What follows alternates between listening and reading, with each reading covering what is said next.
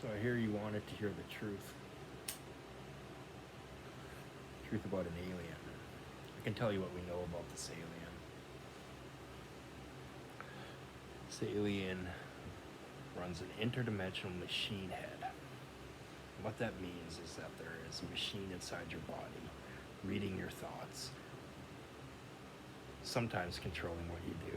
They do not have success, like the complete success that you should have at mind or controlling people, like you might fear, because there's somebody else with a different machine inside of you that says you're not allowed to mind control people. So this alien isn't totally allowed to mind controls, but he does have an interdimensional machine head in our body. So that means when you cut open your head, you will not find a machine, because the machine's in another dimension. It's attached to you from another dimension. So what we know about dimensions is that dimensions were discovered in space where there's zero particles. So it's like sort of a molecular layer system or an atomic layer system, because we've even discovered there's quantum beneath atomic, right? So anyway, in space where there's zero particles, dimensions are built on top of this. And what this means is that on this planet, there's a number of other versions of this planet. And that's because this planet exists in multiple dimensions. You know, we exist in multiple dimensions enough for them to stick a machine in us, but we don't see those extra dimensions that we exist in. We just see this one dimension. So the thing about dimensions is that we pretty much already have the ability to cut open dimensions. We pretty much can rip a hole in the universe, from what I figured from our science. So what I discovered is all we really need to do to really start opening up dimensions is rip a bigger hole. So essentially we're ripping these tiny holes, these particle holes and stuff. What we need to do is rip a hole big enough and hold it open, possibly with, they have huge magnetical technology, like they got massively magnetic powerful technology, so it's possible that they use a magnet to hold it open. But what you need to do is rip a hole in this universe. And it's possible you don't need to hold it open, because if it's a molecular thing, if it's not an atomic thing that's going to refill itself, if it's a molecular thing where it's not going to refill itself, you might not need to hold it open. Ripping it open might be good enough, and then walk through it, and then taking your gear to the other side and ripping another hole from that side to somewhere else, or to back to here, and keep on ripping holes in the universe. So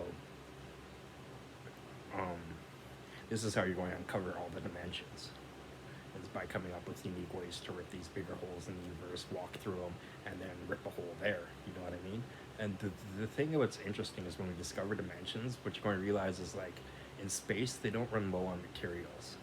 Like, all those planets are empty, full of materials, full of metals, full of all types of stuff. Like, you look up in space, all empty planets, right? So, like, essentially we're all rich once we learn how to harvest our materials.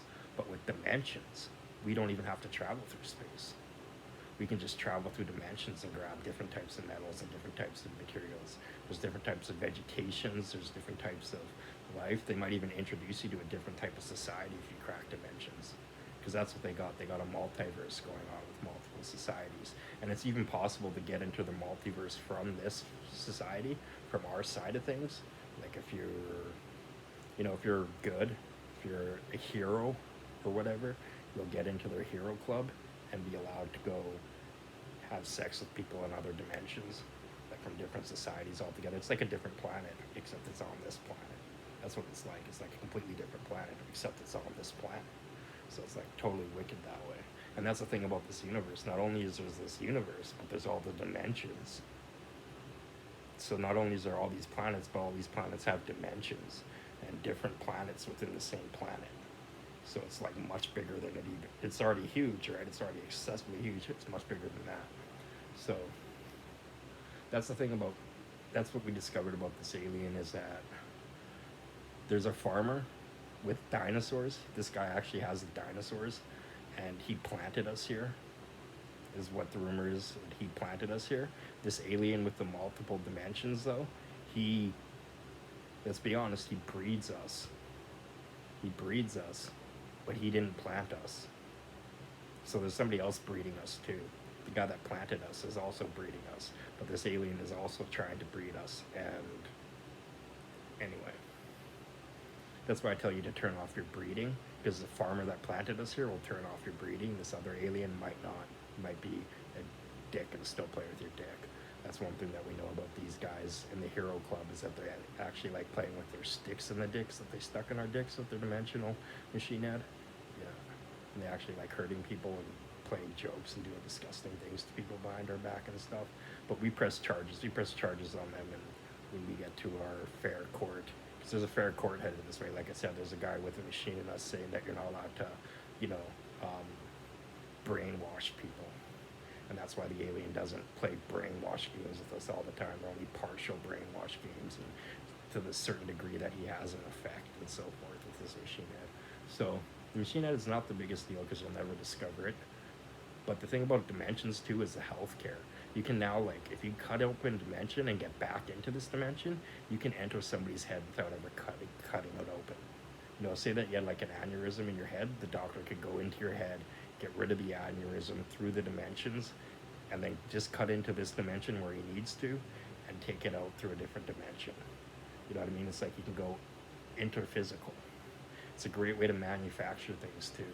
And I got some like Frankenstein ideas where you attach cells, the cellular structure of your brain. You start to, if you've ever gone into my incubating brain ideas, I got a whole bunch of like skin grafting robots, like 10,000 robots that are practicing skin grafting procedures through an advanced AI system to put together, you know, much better skin grafting procedure. I got the same with like incubating brains and hearts. I even incubate chicken legs and stuff so people eat the incubated food, and I can flavor the food as I incubate the food. And plus the chickens get health care. Like if the chickens lose a leg, I can replace their leg and stuff. It's crazy. But so some of my interdimensional things is incubating your brain through a dimension, like creating an interdimensional incubator. This is how you create an extended or a fake afterlife. I call the fake afterlife the do-it-yourself afterlife, because this is where they essentially already did this, is in the do-it-yourself afterlife. They've extended your cell structure into their dimension, and then when you die, you go into their dimension, if you will. But you're not really dead yet. Like, exactly. The thing is that you get to die a lot more times than you have to, right? When you really die, your karma improves. This is why I recommend you karma check things, right? Like, did you see that nod right there? That nod, I invented that nod. Like, I went onto my TV and my YouTube and I said, hey, you up there in the sky, come down and nod for me. Just like that. Did you see? Nobody nodded, but I'll get them to nod this time. Nod. Can you nod? Give me that line right there for me. Right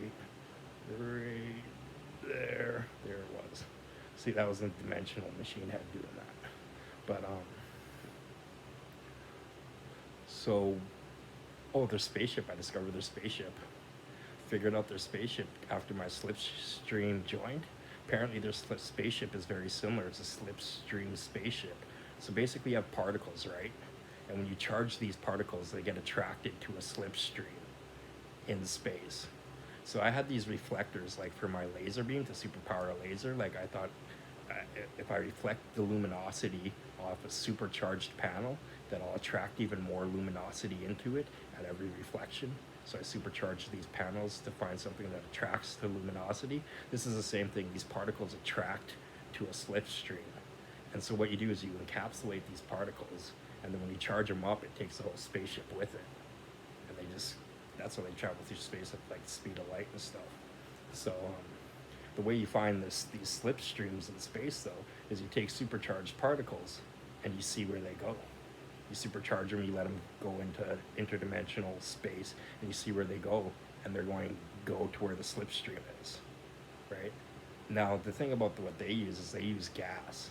Like what the procedure that they use to supercharge a material, like they're supercharging a mineral or something that they mine for. So it's like, I only have 20 seconds, so I'm going to finish this up. But basically, their spaceship is a slipstream spaceship. My spaceship's a little bit different. You know, I might get into that, but here's their first 10 minutes on the aliens that I know. This is what I know so far. as the schizophrenic me. This is what I'm even schizophrenic about. So there.